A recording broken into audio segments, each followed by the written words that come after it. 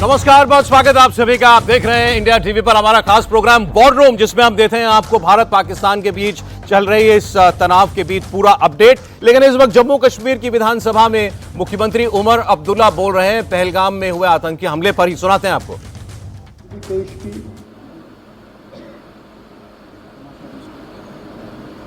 मेरे पास अल्फाज नहीं थे कि मैं क्या कह के उनके घर वालों से माफी मांगूं।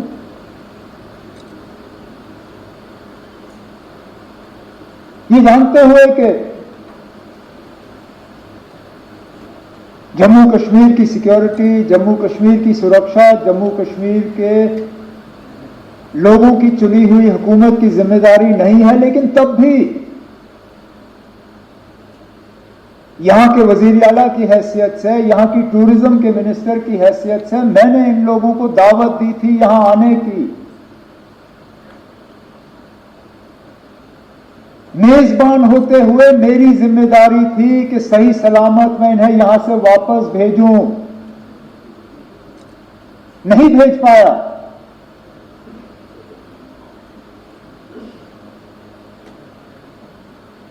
और माफी मांगने के अल्फाज नहीं थे।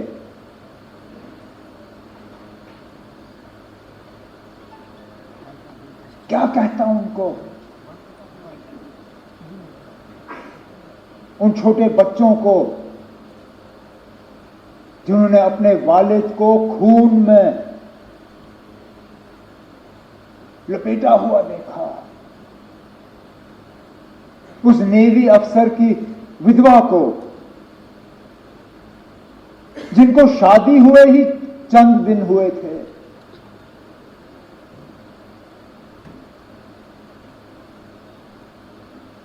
मुझे एक दो आए, मुझे कहा हमारा कसूर क्या था, हम पहली मर्तबा कश्मीर आए थे छुट्टी मनाने के लिए,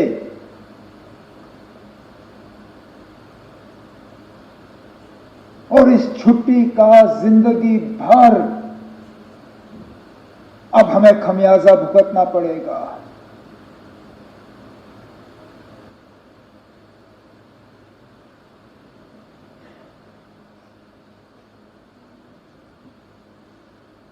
जिन लोगों ने ये किया, कहने के लिए तो वो कहते हैं कि हमारी भलाई के लिए किया, लेकिन क्या हमने उनसे कहा था कि हम ये चाहते हैं? क्या हमने उनसे कहा था कि हमारे नाम में आप इन 26 लोगों को कब्र में बंद करके यहां से वापस भेजें? क्या हमारी इसमें कोई मंजूरी थी? क्या यह हमारी इजाजत से हुआ? हम में से कोई इस हमले के साथ नहीं है। इस हमले ने हमें अंदर से खोखला किया, लेकिन इस हमले ने, क्योंकि हर खराबी में कहीं ना कहीं हमें कोई रोशनी की किरण ढूंढने की कोशिश करनी चाहिए। बहुत मुश्किल है इन हालात में वो रोशनी ढूंढना, लेकिन स्पीकर साहब, पहली मर्तबा 26 साल में मैंने जम्मू कश्मीर में किसी हमले के बाद लोगों को इस तरह बाहर आते हुए नहीं देखा। कठुआ से लेके कुपवारा तक शायद ही कोई शहर या गांव ऐसा जहां लोगों ने बाहर आके इस हमले की मजम्मत नहीं की, कहा कि ये मेरे नाम में नहीं हुआ, नॉट इन माय नेम। ये आपने जिसके लिए भी किया हो, मेरे लिए नहीं किया। और ये लोगों का बाहर आना, इसमें हम में से किसी का हाथ नहीं है। हुकूमत ये कहे कि हमने कराया, कोई और ये कहे हमने कराया, कोई नहीं ना। हम भी इस गाड़ी पे चढ़े, हमने इस गाड़ी पे सवारी की, लेकिन गाड़ी चलाई हमने नहीं, ये लोगों ने खुद गाड़ी बना के इस पे सवार होके जुलूस निकाले, नारे दिए, बैनर बनाए, मोमबत्तियां जलाई, ये कहने के लिए कि हम इस हमले के साथ नहीं हैं।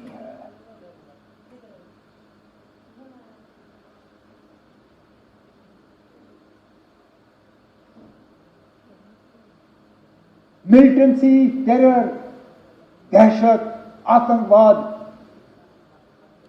इसका खात्मा तब होगा जब लोग हमारे साथ होंगे। और ये स्पीकर साहब उस मौके की शुरुआत है। अगर कि हम इस मौके पे एहतियात से कदम जो है लें, हमारे तरफ से कोई ऐसा कदम नहीं उठना चाहिए जिससे कि हम लोगों को अपने से दूर करें। कोई हमारे तरफ से ऐसी बात नहीं होनी चाहिए या कोई एक्शन हमारे तरफ से जिससे ये जो अपने आप में पैदा हुआ इसको कहीं जख्म पहुंचे। क्योंकि सही कहा सजाद ने, हम बंदूक के जरिए मिलिटेंसी को कंट्रोल कर सकते हैं, उसको खत्म नहीं कर सकते। खत्म तब होगा जब लोग हमारे साथ होंगे। और आज लगता है कि लोग अब वहां तक पहुंच रहे हैं। स्पीकर साहब, मस्जिदों में जुमा नमाज से पहले 2-2 मिनट की खामोशी इख्तियार की गई। जामा मस्जिद श्रीनगर, ये शायद बाकी मुल्क में लोग इतना इस चीज को समझेंगे नहीं। आप और मैं समझते हैं ना। हम समझते हैं किसी हमले के बाद उस मस्जिद में 2 मिनट की खामोशी का मतलब क्या है।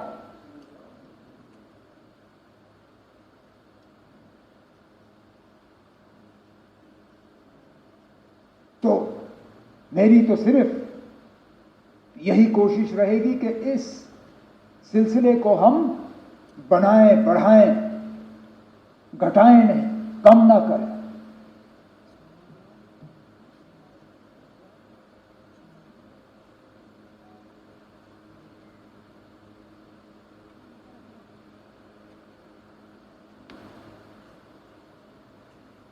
आफतनार के उस नौजवान आदिल के बारे में क्या कहें। अब जान की परवाह सबको होती है, लेकिन अपनी जान की फिक्र ना करते हुए टूरिस्टों को, अपने मेहमानों को बचाने के लिए वो अपनी जान की कुर्बानी दे गया। भागता तो कौन उसको कुछ कहता।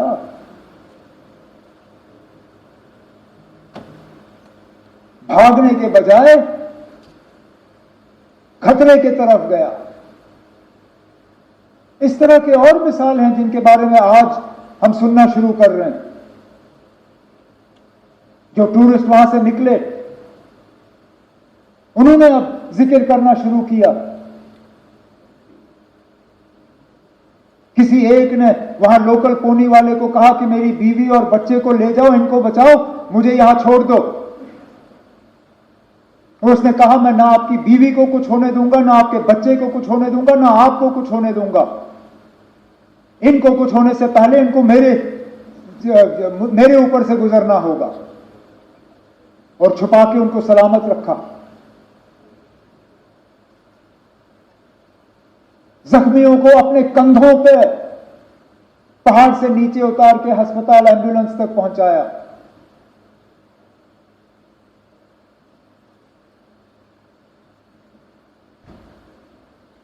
और उसके बाद जिस तरह लोकल लोगों ने मदद करने की कोशिश की, गरीब, वो शिकारा वाला जो डल लेक पे फल बेचता है, उसने अपनी किश्ती पे एक छोटा सा बोर्ड लगाया, टूरिस्टों के लिए मुफ्त फ्रूट चाट। अरे ना, वो दिन के 200-300 रुपए कमाने वाला, वो कहता है कोई नहीं ना चले मेरे हफ्ते की कमाई, लेकिन मैं कम से कम अपने मेहमानों को यह एहसास देना चाहता हूं कि हम उनके साथ हैं। वो 3 व्हीलर वाला ने टूरिस्टों को कहा कि अगर आपको हवाई अड्डा पहुंचना है, मैं मुफ्त आपको हवाई अड्डा पहुंचा दूंगा। इसी तरह की टैक्सी वाले, होटल वालों ने अपने कमरे खोले और कहा आप यहां रहिए। जिन्होंने गुलमर्ग छोड़ के, पहलगाम छोड़ के, सोनमर्ग छोड़ के श्रीनगर भाग के आए, जिनके पास रहने की जगह नहीं थी, होटल वालों ने उनको कहा कि हम आपसे पैसा नहीं लेंगे, आप रहिए यहां पे।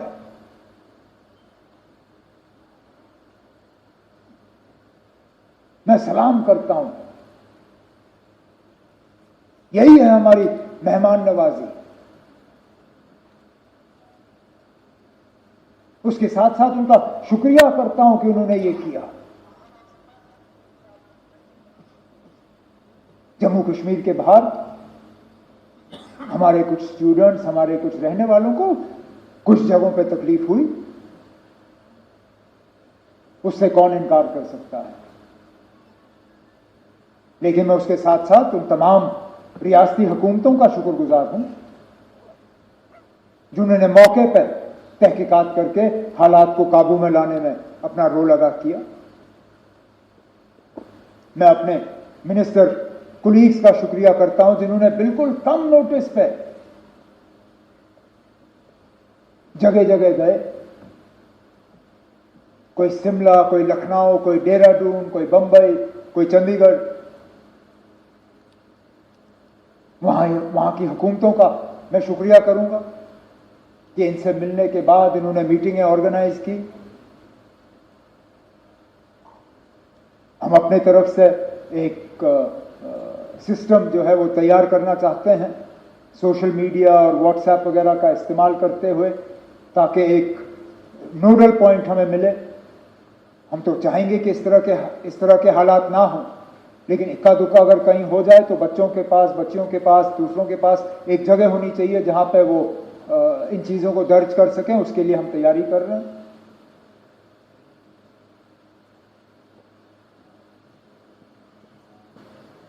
बदकिस्मती से सोशल मीडिया में जहां 90% खबरें जो है वो सही होती हैं, 10% वो भी लोग हैं जो झूठी खबर फैलाने की कोशिश करते हैं। मैं उन्हें कहना चाहता हूं कि अपनी हरकतों से बाज आओ। जब ये लोग झूठी खबरें फैलाते हैं तो जिन पे असली ये मुश्किल का जो उनको सामना करना पड़ता है, उनको भी फिर जो है इस झूठी खबर का खमियाजा भुगतना पड़ता है। तो हम इन झूठी खबरों को बर्दाश्त नहीं करेंगे, ये मैं उनको वार्न करना चाहता हूं।